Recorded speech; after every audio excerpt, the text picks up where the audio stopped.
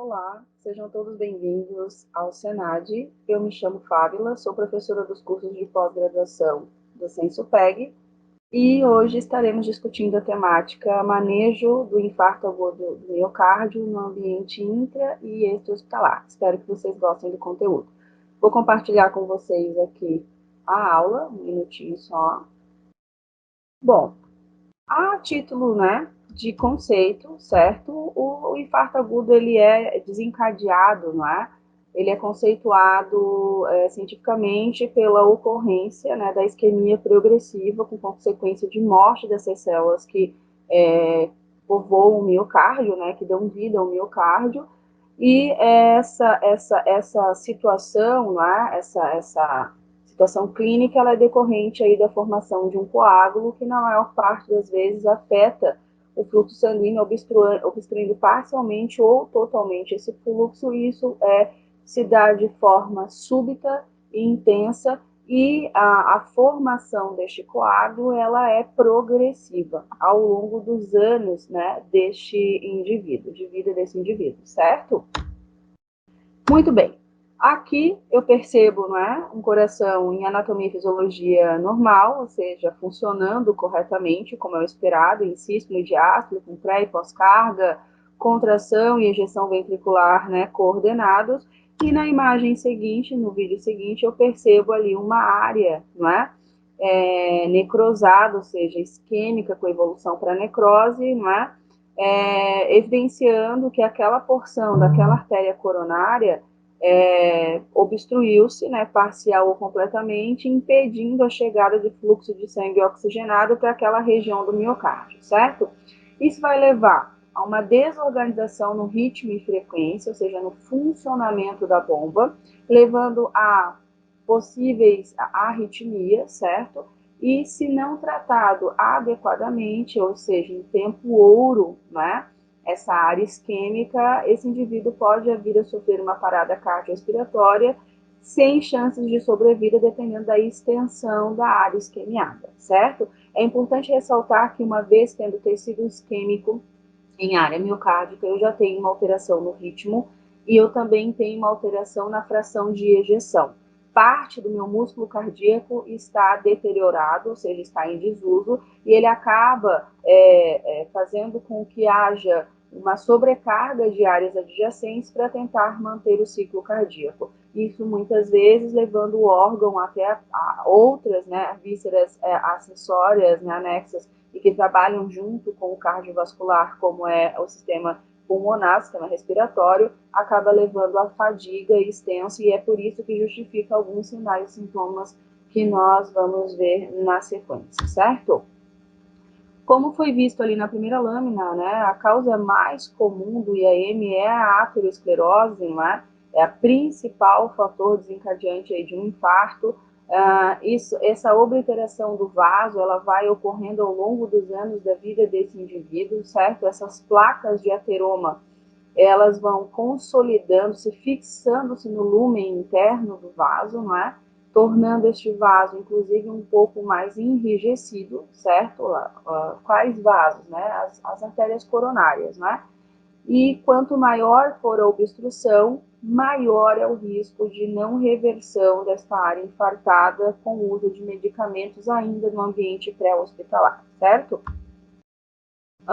Nós conseguimos ver aqui no GIF, né, a dificuldade que é para o sangue perpassar uma área obliterada, ou seja, parte desse volume sanguíneo acaba que não passa por essa área que tem acúmulo de gordura, e isso impede a vascularização correta, ou seja, a perfusão adequada daquela região do miocárdio, onde aquela coronária tem responsabilidade de irrigar e perfundir.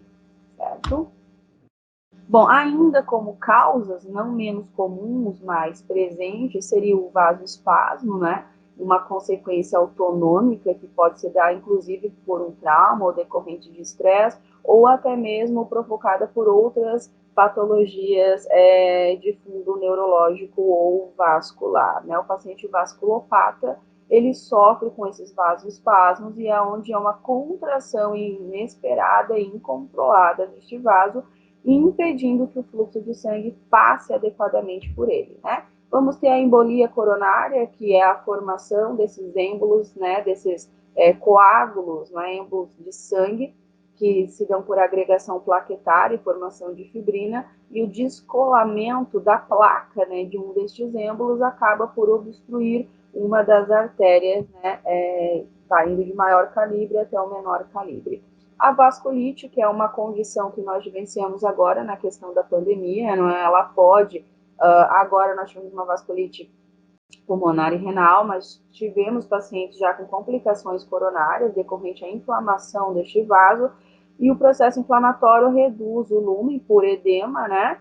E toda a cascata de inflamação acionada, e isso também diminui o fluxo sanguíneo para a área do miocárdio. A anemia por uma diminuição de hemácias circulantes, né, com sua célula acessória e importante, que é a hemoglobina, que carrega ferro e oxigênio, certo? A falta, diminuição de números adequados de glóbulos vermelhos acarreta em diminuição de fluxo sanguíneo oxigenado, né, para a área do miocárdio, e isso ao longo pode levar a um processo de isquemia.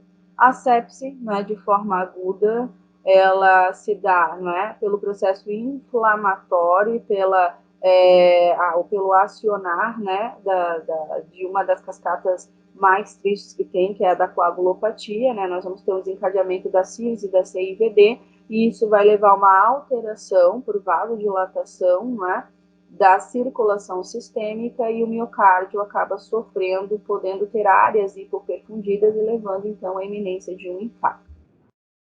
Principais sinais e sintomas é sabido por todos, né? É a dor retrocostal, né? Ou retroesternal, importantíssima, que o paciente sente, não é? Ela pode se expandir para o dorso, abdômen, braço esquerdo, rosto, né? Raramente eu vou ter afetação do lado direito do corpo, mas isso não impede, não quer dizer que você não vai encontrar o indivíduo infartando que não tenha sinal e sintoma aparente no lado direito, tá? Sensação de peso, aquele aperto, uma dor em opressão no peito, então essa sensação de morte iminente, o paciente sente uma angústia, uma ansiedade muito grande.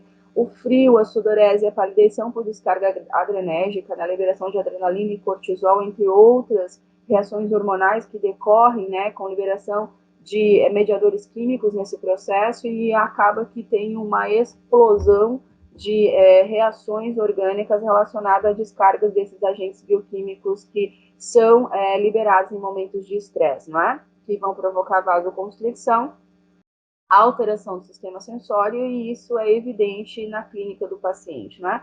A falta de ar, ou seja, essa dispneia progressiva, se dá, não é, como eu disse para vocês, pelo envolvimento do sistema respiratório, que é codependente do cardiovascular, e a alteração de fluxo, a diminuição de perfusão leva o cérebro a entender que o que falta, não é oxigênio, e não falha na bomba, e ele altera o ciclo para que haja uma renovação, um aumento dessa oferta de oxigênio, quando na realidade eu tenho uma bomba que está doente, não é? Essa sensação de desmaio e cansaço se dá já na instalação, ou seja, quando o infarto já está instalado e o paciente tem essa descarga adrenérgica importante, e tem essa sensação de fadiga, né, muscular, que leva muitas vezes a síncope, né, por conta de todo o estresse orgânico provocado, tá? O diagnóstico do infarto, ele é simples, não é? Ainda se torna hoje uma grande demanda, tanto no intra como no pré, o manejo do infarto agudo do miocárdio, por algumas situações que aqui, né, no diagnóstico cabe nós discutirmos. É a questão de capacitação profissional relacionada ao reconhecimento, ao diagnóstico precoce e à implementação de uma terapêutica em tempo ouro para o resgate e salvamento desta vítima na rua e deste paciente dentro de uma sala de emergência, não é? Ter disponível, né, e acesso fácil de trombolíticos e as terapêuticas necessárias, né, para instituir-se um tratamento em tempo ouro para esse indivíduo. E em se tratando de pré-hospitalar, nós temos aí tudo isso, né, capacitação de equipe e dispositivos e medicamentos para tratamento em tempo ouro disponíveis para que a equipe possa trabalhar, não é? E com certeza salvar a vida deste indivíduo, certo? O diagnóstico ele vai ser feito pelo eletrocardiograma simples, não é? Pelos marcadores cardíacos, né? CK, CKB, CKMB, troponina, tromboplastina, a questão de marcadores renais, né?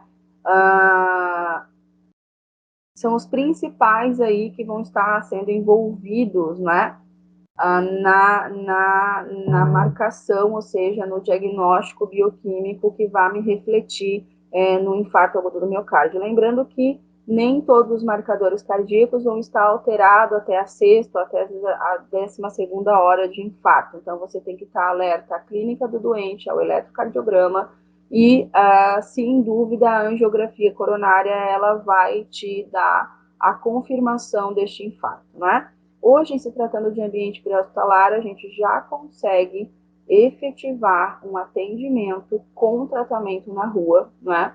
Seja no terrestre ou no atendimento aeromédico, utilizando, né, a eletrografia, certo? Como marcador principal diagnóstico, não é? E temos aí equipamentos hoje que nos dão leitura de lactato, né? Nos dão leituras rápidas, né? Testes rápidos, confirmatórios, inclusive, de alguns marcadores cardiovasculares, certo? Porém, a clínica associada a uma leitura rápida de eletrocardiograma, ela pode te dar aí a certeza, a lucidez de que você está diante de um paciente infartando e que você pode iniciar uma terapêutica e salvar a vida desse doente, principalmente se o teu tempo de transporte é superior ao tempo necessário para se iniciar um trombolítico sem grandes complicações clínicas, né, nesse doente, certo? Aqui eu trago para vocês um traçado, não é? Como vocês podem ver, um traçado de infarto, onde é uma supra de ST, a gente já vai falar um pouquinho sobre isso, não é? E que é fácil de ser verificado num eletrocardiograma, desde que você saiba fazer a leitura, né? E inclusive a realização correta do exame, e te dá segurança na hora de realmente lançar mão de um tratamento ainda no ambiente hospitalar, certo? Aqui, né, os marcadores, os biomarcadores de infarto, não é? A leitura em tempo, certo? Em dias e horas. Então, você vai ver que eu consigo aí ter, né, troponina como elemento que mais se eleva, né, indicando aí que há um risco, né, ou infarto se instalando, né? Eu vou ter a mioglobina, não é? Tenho a creatinoquinase, CK, CKMB. Então, assim, nós temos vários marcadores que estão disponíveis dentro da leitura bioquímica. O que vai depender são os protocolos institucionais das regiões, né, onde vocês trabalham, e que vai determinar o que é feito na chegada, né, no setor de emergência, tá certo? Existem protocolos nacionais instituídos, mas nós sabemos que alguns serviços instituem protocolos próprios, dependendo do que tem disponível para ter acesso no serviço. Bom, aqui uma angiografia, né, mostrando um ponto de obstrução na coronária, e após a realização da desobstrução, então a coronária livre de obstrução, ou seja, fluxo sanguíneo patente novamente. Isso é muito importante, não é? É claro que é um exame ouro, certo? Exige você ter o setor de hemodinâmica equipado e em uso, não é? Viável, a equipe pronta e disponível para a realização do exame, e é claro que ele traz uma certa segurança, porque te dá a área exata do infarto, te dá condições de desobstrução em tempo recorde, certo? Mas, é claro, depende de toda essa logística. Aqui apenas a análise do eletrocardiograma, uma curiosidade, né? Lembrando que as derivações, elas fazem leituras específicas, não é? Tanto de parede anterior, lateral, inferior, dorsal, certo? E parede livre do ventrículo direito. E aqui as derivações que vão estar captando essa leitura, certo? Então, depois vocês podem ter acesso a essa lâmina, não é? E dá uma olhadinha, que é importante eu saber qual derivação vai pegar qual leitura de parede, não é? Até para que eu consiga localizar a área de infarto, ok? Aqui, em relação aos achados eletrocardiográficos, é importante que eu saiba fazer a leitura da onda P, complexo QRS, onda T, o espaço, né, o intervalo RR, o intervalo entre uma onda e outra, né? Os segmentos, né? Segmento PR, o segmento QT. Então, assim, a gente tem que estar atento e saber fazer a leitura de um eletrocardiograma, não é? Para que eu consiga encontrar o desfecho, para que eu consiga encontrar o erro, não é? Caso contrário, eu vou estar diante de um eletrocardiograma e eu não vou conseguir fazer a leitura dele, certo? Primeira coisa, uma dica que eu dou, D2 longo, né? D2 longo, ele é uma leitura fácil, não é? Ele te permite ler o básico primeiro, que é encontrar a onda P, o complexo QRS, onda T, né? Então, entender o que cada onda significa, certo? Que o foco aqui não é eletrocardiograma, né, no curso, então a gente não vai fixar nisso daqui, mas eu trouxe essa lâmina para que vocês entendam o que é um traçado normal. Aqui eu tenho várias leituras, várias derivações, né? Para que a hora que eu encontre, né, o achado, eu saiba reconhecer essa demanda, né? E aí, meninos, o que nós temos aqui em relação à localização deste IAM, certo? O IAM anterior, geralmente, ele está, a artéria que está sendo acometida é a descendente anterior, é uma artéria coronária calibrosa, então o trombo que bloquear ela é um trombo considerável, não é? E que vai dar mais trabalho para desobstrução. O lateral ou posterior, a artéria acometida é a artéria circunflexa, o IAM inferior é a artéria coronária direita e o livre, né, o IAM do ventrículo direito é a artéria coronária direita. Essas são as principais artérias coronárias que são acometidas por infarto. Não quer dizer que outras artérias coronárias menores, que são ramificações dessas artérias maiores, não possam obstruir e gerar uma área de pequeno infarto. E, geralmente, essas áreas de pequeno infarto não têm uma clínica tão aparente como a clínica que nós vimos até agora, que é uma clínica de um infarto maior, é uma clínica evidente, onde o doente necessita de um atendimento imediato. Não que o pequeno infarto não vá demandar de um atendimento imediato, mas ele pode ser um atendimento planejado, interhospitalar e com maior margem de segurança. No infarto agudo, né, numa situação de iminência, nós lançamos mão, né, de procedimentos e cuidados imediatos, mas corremos o risco de que em algum momento do procedimento o paciente possa vir a apresentar qualquer complicação derivada da terapêutica instituída, certo? E aí, como eu disse para vocês, eu tenho dois tipos, né, de leitura de infarto, né? O infarto com infra de ST e o infarto com supra de ST, tá? Lembrando que o infarto com supra de ST, né, ele é o pior, né, o mais grave, uma apresentação que dentro da prática clínica não nos deixa muito feliz, porque a gente tem um grande desafio pela frente. O de infra de ST ele é um pouco mais fácil de ser manejado e tem sucesso geralmente quando instituída a clínica adequada, certo? Geralmente, então, o infarto, né, sem supra de ST, ele tem uma oclusão aí parcial da artéria, né? Geralmente também ele não vai ter marcadores de necrose miocárdica tão aparentes ou tão distantes do que é valor basal normal, tá certo? E não é que seja mais fácil de ser manejado, mas tem mais sucesso de terapêutica, porque como a artéria está somente parcialmente bloqueada, é fácil de você fazer uma angioplastia ou qualquer outra terapêutica hemodinâmica que vá restituir novamente esse fluxo e normalizar, né, essa perfusão miocárdica. Já um supra, né, um infarto com supra de ST, eu já vou ter uma oclusão total dessa artéria, ou seja, eu já tenho um dano colateral importante dessa área adjacente do miocárdio, um sofrimento, né, tecidual, muscular mesmo, né, e eu vou ter uma alteração, né, do funcionamento daquela região, com liberação de lactato, né, respiração anaeróbica, ou seja, eu desencadeei uma fisiopatologia local ali que eu vou precisar reorganizar, né, todo esse funcionamento tecidual para que eu restabeleça fluxo e também reorganização de função. Não é? Então, vou ter liberação de lactato, respiração anaeróbica, liberação de sódio, não é?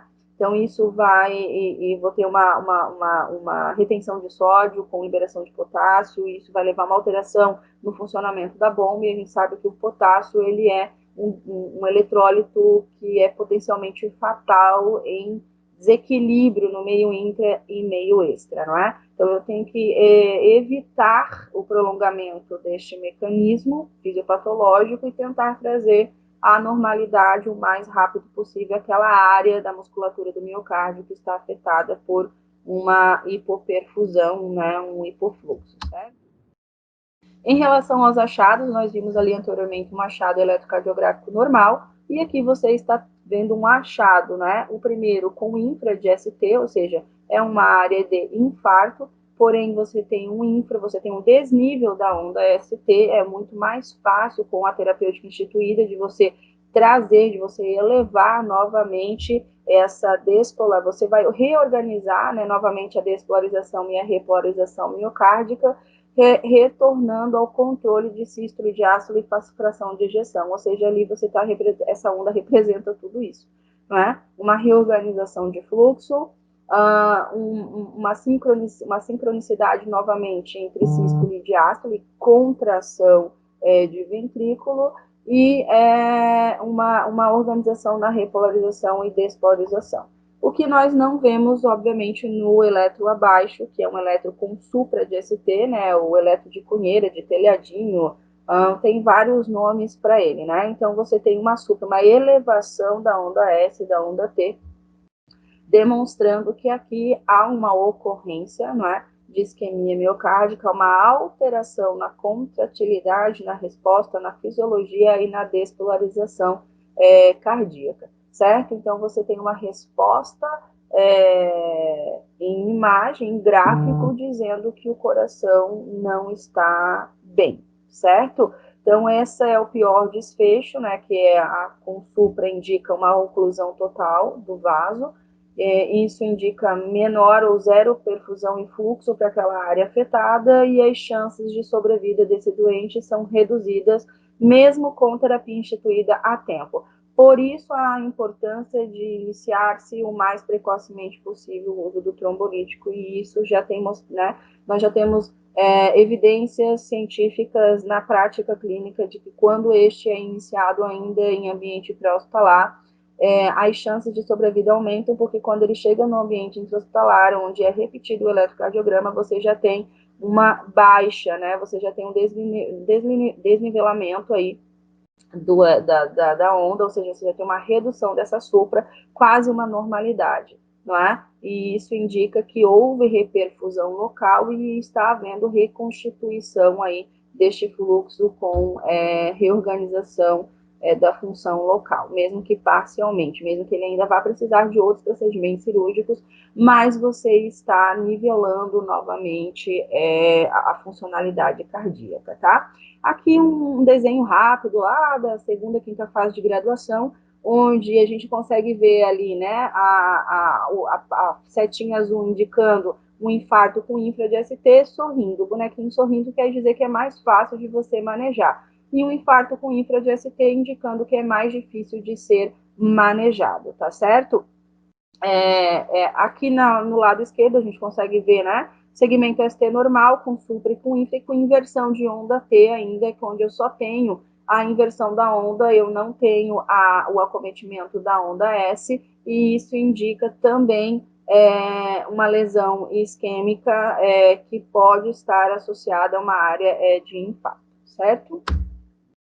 E aí nós chegamos ao protocolo, né, o protocolo inicial aí do uso de trombolíticos no paciente com IAM, e tempo é músculo, certo? Então você tem três situações aqui, três passos importantíssimos, tá? Primeiro, eletrocardiograma em até 10 minutos do evento, ou seja, na rua ou seja dentro do meio intra-hospitalar. Trombolíticos iniciados em até 30 minutos do início do evento e uma angioplastia realizada em até 90 minutos do início do evento, tá? Isso é tempo ouro, tá certo? Bom, começando pelo atendimento intra-hospitalar, mas fazendo, né, o link com o extra, porque não irá mudar muita coisa, se é, obviamente, algumas situações apenas. Então, avaliar nível de consciência e a gente verifica qualquer alteração associada a esse evento o mais rápido possível. Instalar monitor cardíaco, isso tanto no intra como no pré, avaliar e visualizar o traçado e identificar o ritmo cardíaco, isso é muito importante, tá?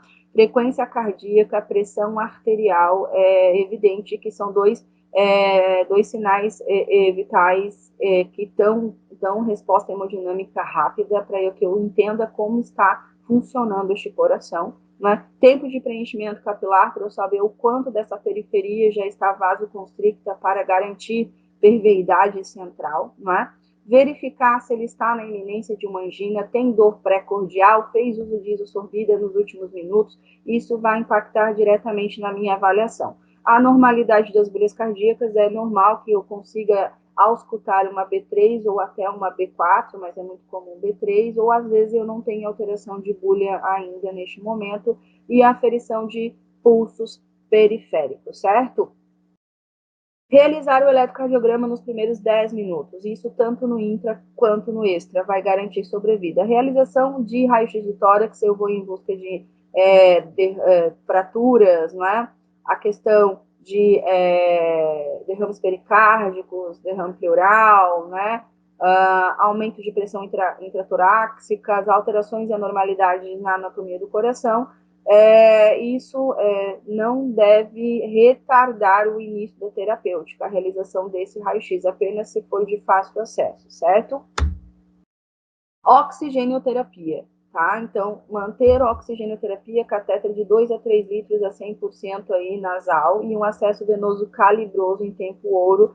A indicação do ATLS são 2 acessos calibrosos, tá? Testados recorrentemente para que garanta aí a administração da droga sem percalços, tá? Aplicar o mnemônico e terapia trombolítica, já iremos mostrar aqui a questão dos 2 mnemônicos utilizados aí na avaliação do infarto.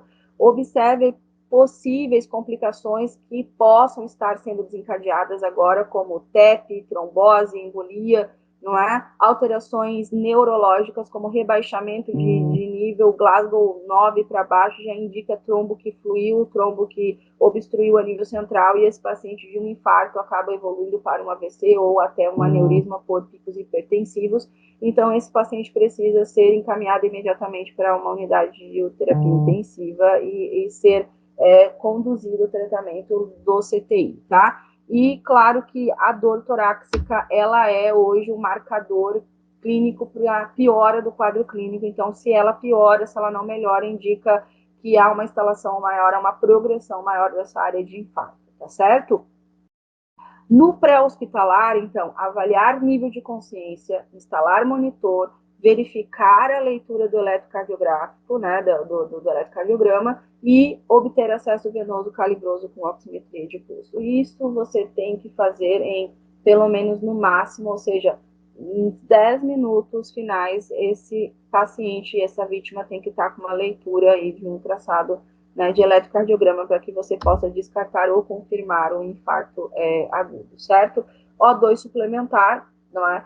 Verifique a questão da possibilidade de início de congestão pulmonar, isso pode ser provocado principalmente se tiver lado direito acometido, mas lado esquerdo também com refluxo valvular, e encharca o pulmão de sangue, porque o coração está já, né, no desencadear de uma arritmia associada a essa área de infarto, e a congestão pulmonar é um problema secundário que, se permanece, né, ele acaba piorando ainda mais o quadro agudo. Né? Dispneia e cianose são confirmações de piora, né, e comprometimento cardiovascular, tá certo? A saturação inferior a 100% a 90% é um marcador importante também, porque indica acometimento pulmonar associado à área de infarto.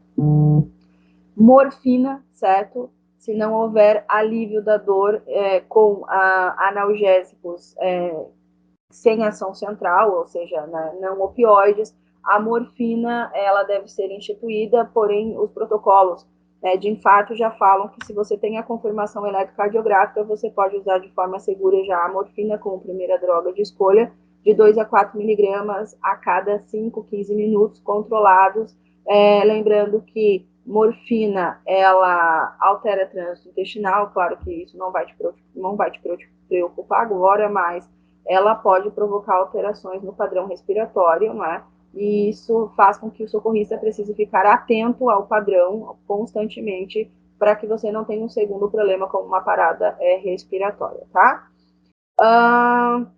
Ansiolíticos no pré-hospitalar não são indicações de uso, tá certo? Não tem um benefício comprovado e ele pode te trazer um relaxamento desnecessário, e se esse indivíduo já tiver comorbidades associadas, se ele for idoso, eu vou ter aí eventos desnecessários ocorrendo, como rebaixamento de nível, relaxamento da musculatura respiratória, que não são eventos que devem ocorrer nesse momento, né, em um ambiente em que você se encontra, certo?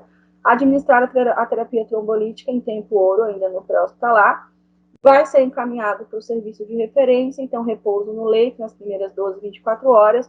Se ele não apresentar arritmia, certo, e não tiver recorrência de dor torácica, ele pode ser liberado para levantar do leito entre 12 e 24 horas pós-evento, porém ele só vai ser liberado do ambiente hospitalar com encaminhamentos para cardiologia e com exames confirmatórios indicando reperfusão total ou pelo menos paliativa deste fluxo miocárdico, certo? Bom, como eu havia dito para vocês, nós trabalhamos com mnemônicos, não é? Nós temos 2 mnemônicos, que é o Monabit e o Monab. Então, dependendo do serviço, ele institui um ou outro, mas é um mnemônico essencial para que eu consiga entender o que eu faço primeiro, ou seja, ele é sequencial, né? O passo a passo do atendimento. Então, o M é referente à morfina, o oxigênio, o N nitratos, o A aspirina, beta-bloqueador, IECA, clopidogrel e heparina. E o Monab, ele trabalha só até o beta-bloqueador, certo?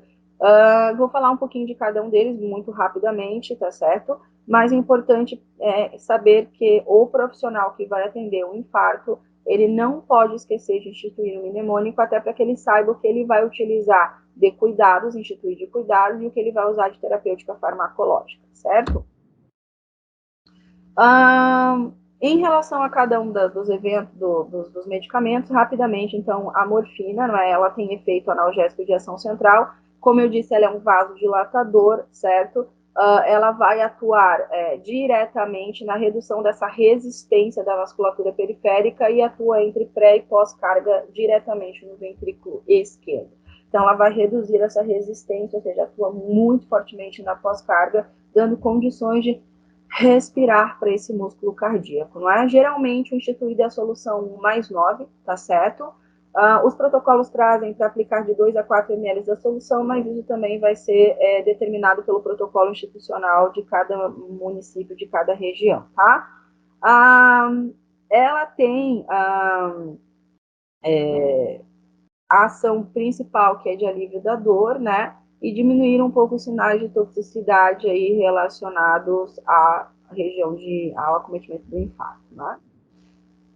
Uma outra opção, se eu não tiver a morfina, tá certo, é a dolantina, né? A meperidina, tá? Mas tem que tomar cuidado com a dolantina, porque faz tórax rígido, né? Então tem rebaixamento de nível também, tá certo? Ela já se usa uma diluição um pouco diferenciada, não é? Uma ampola que é igual a 2 ml de 100 miligramas, em 8 ml de diluente, a gente aplica 2 ml da solução, também com intervalos de 5 a 15. É uma opção para caso eu não queira usar a morfina, não tem indicação no doente, ou eu não tenha a própria morfina, tá?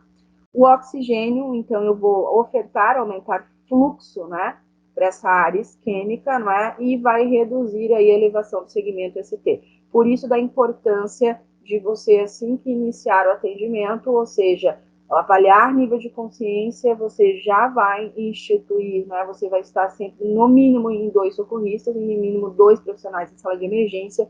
Então, enquanto um avalia nível, o outro instala a oxigenoterapia, o outro já instala o traçado, já verifica o traçado eletrocardiográfico, ou seja, instala eletrodos, ou se já tiver o eletrocardiograma portátil, já faz a realização do eletro e o outro vai para acesso venoso. Então, eu tenho que agir de forma conjunta, coesa, instituir um protocolo rápido. Quanto mais rápido eu conseguir definir que esse doente está infartando, mais rápido eu instituo terapêutica, mais chances de eu recuperar este músculo, certo? A nitroglicerina e os nitratos, né, são vasodilatadores das artérias coronárias, né, vai melhorar também a perfusão do leito periférico, né, reduz, né, essa dor, também trabalha na redução dessa dor isquêmica, né, da área coronárica hipoperfundida, e mais o seu maior, a sua maior ação é na vasodilatação, aumentando este fluxo, tá? Não devem ser utilizados aí se eu tiver uma hipotensão limitar, tá? Se eu tiver uma hipotensão que ela limita aí a administração do uso do beta-bloqueador, tá certo? Então, o beta-bloqueador, ele é preferível ao uso de um nitrato, né, pelo benefício dele, e aí eu deixo o nitrato e a nitro de lado e prefiro que use beta-bloqueador, tá?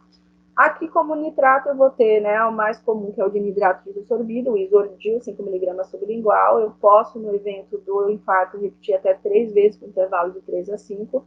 A nitroglicerina spray, que é, né, um pouco mais cara, nem todo serviço dispõe, tá certo? Então, 2 doses, né, sublingual ou na língua. E a nitroglicerina EV, o tridil, que é muito utilizado nos serviços intra-hospitalares, de 25 a 50 mg em bomba de infusão, tá? Eu ainda vou ter o monocordil, 10 miligramas, né? Eu posso utilizar ele também no ambiente pré-hospitalar, diluídos em infusão contínua, né? De 2,5 miligramas quilo dia. Diluir 3 ampolas em 100 ml de soro glicosado a 50%, e eu posso correr a 33 ml hora em bomba de infusão a cada 8 horas, tá certo? Isso vai depender da necessidade de cada indivíduo, tá? A aspirina, né, o AS, ele vai impedir a agregação plaquetária, principalmente se o evento, ou se o infarto foi desencadeado por uma obstrução trombótica, né, provocada por êmbolo de sangue, diminuindo aí a ocorrência de novos eventos de obstrução de coronárias, né? Administrar aí, geralmente a gente inicia ela após a terapia fibrinolítica, né, após o trombolítico, e administrar 200 miligramas, né, VO, tá certo? Pode ser feito amassado ou para o doente mastigar, tá certo? Para ter uma maior absorção, e a gente continua a dose aí com 100 miligramas após o evento do infarto, tá certo? Bom, doentes que tenham alergia ao AS, pode ser instituído o clopidogrel, aí 70 miligramas dia, isso vai depender de cada rotina institucional, tá? Tem doentes que têm úlceras pépticas, né, ativas, hepatopatias graves, não é? Já tem coagulopatia importante ou é hipersensível à aspirina, então pode ser trocado aí pelo clopidogrel, que seria o indicativo mais, tá? Os beta-bloqueadores, né, eles vão reduzir aí a chance de um reinfarto, tá certo? Em pacientes que recebem a terapia fibrinolítica, porque eles vão bloquear o estímulo simpático, ou seja, sobre a frequência cardíaca e sobre a contratilidade excessiva do miocárdio. Então, eles vão controlar essa função miocárdica em tempo ouro para dar condições de reparo dessa musculatura. Então, ele vai com certeza reduzir as complicações mecânicas, né? Associadas a pacientes que não vão receber a terapia fibrinolítica. Tem o objetivo, então, como eu disse, reduzir essa pós-carga, essa resistência, esse trabalho, né? Ele impede que o coração entre em exaustão, tá certo? E também ele impede o aparecimento aí de taquiarritmias ventriculares, que são muito comuns no momento na evidência do infarto, tá? Alguns exemplos, não vou ler todos, né? Nós temos aí o metoprolol, que é bastante utilizado, né? Carvedilol, Vioral, Propanolol, tá certo? Atenolol, todos os LOLs da vida são beta-bloqueadores, e isso, a instituição endovenosa ou vioral vai depender da magnitude dessa área de infarto, tá? As contraindicações de uso seriam uma frequência inferior a 60, porque como ele promove um certo relaxamento, pode levar a uma parada cardíaca, a mesma coisa uma sistólica inferior a 100, né? Um intervalo PR também maior, que indica um relaxamento maior ventricular, né? Intervalo PR, né? Bloqueios atoventriculares de segundo e terceiro, né? Disfunção ventricular grave, então algumas das patologias aí que podem levar ao impedimento do uso. O IECA, né? Os inibidores, né? Da enzima conversora da angiotensina 1, eles são eficazes no tratamento da hipertensão, né, arterial, reduzem, né, a mortalidade de doenças cardiovasculares, são úteis, né, nessas afecções, porque eles, principalmente doentes com insuficiência cardíaca, que levam, né, a fração de ejeção reduzida, que promovem aí um risco para a área de reinfarto ou próprio infarto, né, ele promove uma estabilidade desta função, ou seja, trabalha diretamente aí no sistema renina-angiotensina, né, impedindo essa reabsorção de sódio exagerada e controlando o fluxo e pressão. O clopidogrel, certo, já vimos antes, né, ele pode ser instituído aí por forma via oral, tá certo, 75 mg dias por 9 meses, de forma muito segura para dar condições, né,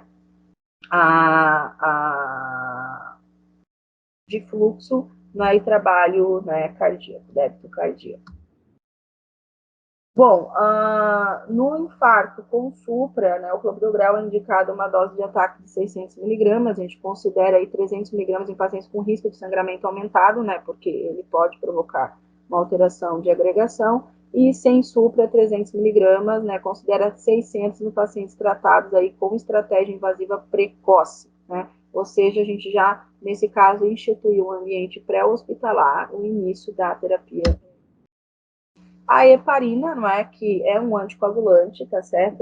É também uma possibilidade de uso, ok? Pode ser usada, né, a heparina não fracionada, como também de baixo peso molecular, né? Elas não têm, assim, vantagens, ó, uma maior que a outra, é o que você tem disponível no serviço para ser utilizado, né? Então ela vai inativar os fatores de coagulação, impedindo aí a conversão do fibrinogênio em fibrina, ou seja, diminuindo aí o poder de agregação plaquetária e formação de trombo. Muito bem, de placa, né, de fibrina. No IAM com supra, né, em idades inferiores a 75 anos, 30 miligramas EV em bolos, e depois, né, desse bolos 1 miligrama por quilo de peso subcutâneo, de 12 em 12 até a alta. E em idades superiores a 75 anos, não administrar o bolo, porque eu vou ter um desencadear de uma cascata desnecessária, e iniciar com 0,75 miligramas quilo subcutâneo, de 12 em 12, pode ser superior à alta, né? Então, no infarto sem supra, todo paciente vai receber, né, a heparina não fracionada por 48 horas ou enoxaparina por 8 dias, tá certo? Isso vai depender da disponibilidade do serviço, tá certo? Existe um risco aí da plaquetopenia, tá? Mas é interessante que você faça um bolo inicial de 60 unidades por quilo, máximo de 4.000 unidades controlado aí por peso do paciente, tá? Tudo para evitar um reinfarto ou um novo evento em alguma outra artéria coronária que possa estar parcialmente obstruída, tá? A inoxaparina, a título de curiosidade aqui, né, as miligramagens, né, depois vocês podem dar uma olhadinha, certo? O uso do trombolítico, que é o nosso tempo ouro, eu diria que é o auge do curso, né, ele é utilizado para recanalizar as artérias, né, ele é eficaz no salvamento, literalmente, do miocárdio, e ele reduz demais a mortalidade, principalmente no infarto, tá? Então, os pacientes que tenham inferior a 12 horas de início dos sinais e sintomas devem receber a terapia trombolítica, infusão no máximo de 30 minutos, né? Ele é comprovadamente eficaz, certo? Medicamento, terapia instituída para salvar, e a utilização dele deve se iniciar, ou seja, ainda no ambiente pré-hospitalar, porque reduz o tempo de isquemia, reduz a mortalidade e melhora a reperfusão, não é? Nós temos aqui no Brasil, o Paraná, né, que alguns municípios do Paraná já estão fazendo uso do trombolítico no ambiente extra-hospitalar. Há alguns lugares de São Paulo e Brasília, mas a ideia é que a gente institua o uso da terapia de forma unânime em todos os serviços, né, do ambiente pré-hospitalar, para dar condições de sobrevida para esse doente no intra-hospitalar, tá? Algumas classes aqui, né, nós temos a alteplase, a tenecteplase, não é? A streptokinase, então eu vou ter fibrinolíticos específicos e os não específicos, né? Então isso vai depender do que tem disponível. A tenecteplase é a preferida, porém ela é um medicamento caro, então muitas vezes o que a gente tem é streptokinase disponível no serviço ou alteplase, tá certo? Então, ela como eu disse, a Tenecta é o trombolítico de escolha tanto nas UPAs como no SAMU, não é? Dentro dos ambientes hospitalares, não é? Vai depender de cada protocolo que tiver, mas geralmente o que é mais comum é a streptokinase, não é? Porém, se o paciente tiver alguma contraindicação de uso de streptokinase, a gente precisa ter pelo menos uma alteplase para substituir, tá certo? Em pacientes superiores a 75 anos, é preferível que seja utilizada a streptokinase. Então, a streptokinase, como é que tem maior disponibilidade por menor custo, não é? Ela é muito utilizada mundialmente, tá certo? Também para tratar outros eventos, não só a questão do tratamento do infarto, né? Tem que tomar cuidado porque promove hipotensão durante a administração rápida, né? E ela, se você verificar essa hipotensão, né, precisa instituir droga vasoativa, não é, diminuir a velocidade de infusão, mas raramente você precisa parar a infusão, apenas controlar essa hipotensão provocada pela própria enzima, tá? A alteplase, né, é um ativador, né, de plasminogênio tissular, então excelente, né?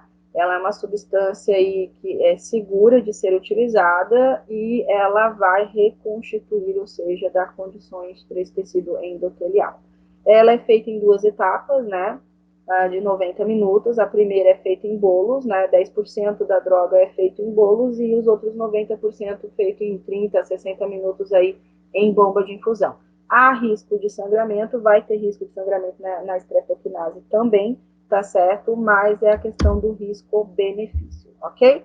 A tenecteplase também é um agente fibrinolítico ativador de plasminogênio recombinante, não é? De terceira geração, excelente, seguro, maior eficácia, melhor recuperação, plena perfusão coronariana, tá? Então, ela é melhor que todos os outros dois que eu apresentei para vocês, né? Mas é considerada cara, né?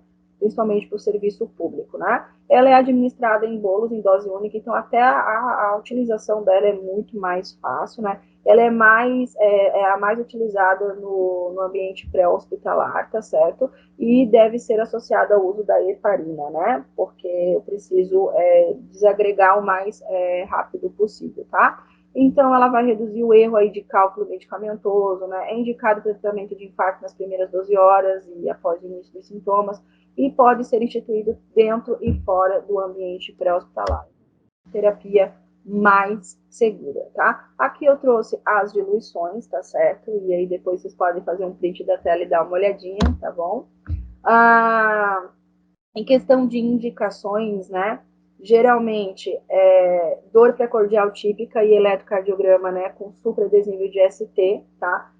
Ou um supradesnível de ST com acima de 2 milímetros em duas derivações contínuas, ou pelo menos 1 milímetro em uma ou duas derivações contínuas, bloqueio de ramo aparente já no eletrocardiograma de segundo ou terceiro grau, dor persistente e supra de ST em pacientes com evolução aí acima de 12 horas é indicação de uso aí do trombolítico. As contraindicações são todas associadas a cirurgias recentes, né? Lesão do sistema nervoso central, hemorragia prévia, dissecção de aorta, estômago que sangra, não é doença hepática avançada, se já faz uso de um anticoagulante oral de dose plena, certo? Gravidez ou aborto ou pós-parto inferior a 7 dias. Então, todo evento que trabalhe com o sistema vascular e que tenha comprometimento do sistema de coagulação, então vai impedir aí o uso. Nós vamos ter as contraindicações absolutas e relativas, então isso vai depender do clínico que estiver de plantão e a decisão dele em utilizar o trombolítico ou não, tá? As complicações aí do infarto, né, sem supra e com supra, então nos últimos anos aí, né, nós tivemos mais complicações com supra do que sem supra, né? A taxa de mortalidade aí é de 7% para infartos com supra e de 3 a 5 sem supra, né?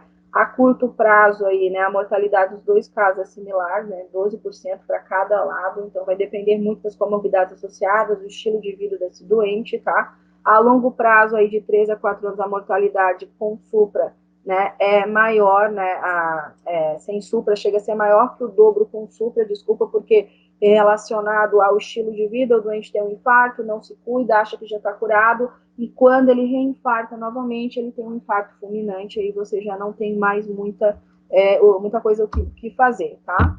As complicações com supra seriam as complicações hemorrágicas advindas do próprio tratamento, angina pós-infarto, não é? Por conta da área isquemiada que não foi possível de ser salva, ou o dano tecidual que leva uma disfunção naquela área do miocárdio, a pericardite provocada pelo processo inflamatório desencadeado pelo infarto, insuficiência cardíaca congestiva, disfunção ventricular grave e choque cardiogênico por falha da bomba, né? Aí, mecânicos, nós vamos ter regurgitação valvular, ruptura de septo ventricular, ruptura da parede livre do ventrículo, aneurisma de ventrículo esquerdo, provocados pela área de infarto, pela nova mecânica de trabalho do coração durante o infarto e também pela terapia instituída.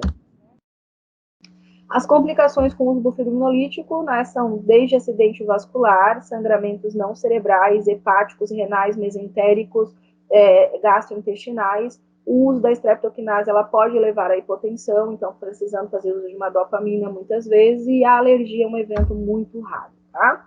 Alguns cuidados aqui, então, não esquecer de administrar O2, acesso calibroso, né, para recapitular, cumprir as indicações, manter o paciente de decúbito elevado 30 graus, diminuir a pressão intracraniana, né, controle do balanço hidroeletrolítico, eletrocardiograma de rotina até você ter certeza que ele saiu da região da área de infarto, né, do momento do evento do infarto, monitorar esse paciente, cumprir dieta prescrita no ambiente intra-hospitalar, né, ele não vai comer, até porque existe a possibilidade de uma angioplastia nas próximas horas.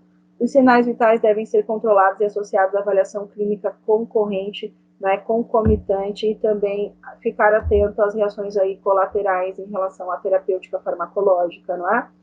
A orientação à questão da família, desde o pré até o intra, porque você não sabe como ele vai evoluir dentro da clínica, pode dar tudo certo, como pode dar tudo errado. Então, essa família tem que estar preparada para um evento de uma parada, por exemplo, ou um evento onde ele vai precisar migrar para uma área de setor de hemodinâmica imediatamente, e existe o risco do sangramento, e esse sangramento ele pode vir a desencadear outras injúrias que não só do infarto, como, por exemplo, um quadro de AVC, tá? Os cuidados com a questão da terapia trombolítica, a avaliação neurológica recorrente e rigorosa, controle de diurese com a questão de função renal, trombose renal, monitorar os exames laboratoriais, né, TAP principalmente, né, com o uso dos fibrinolíticos, né, e anticoagulantes. E é isso, galera. Espero poder ter contribuído, né, com vocês, certo?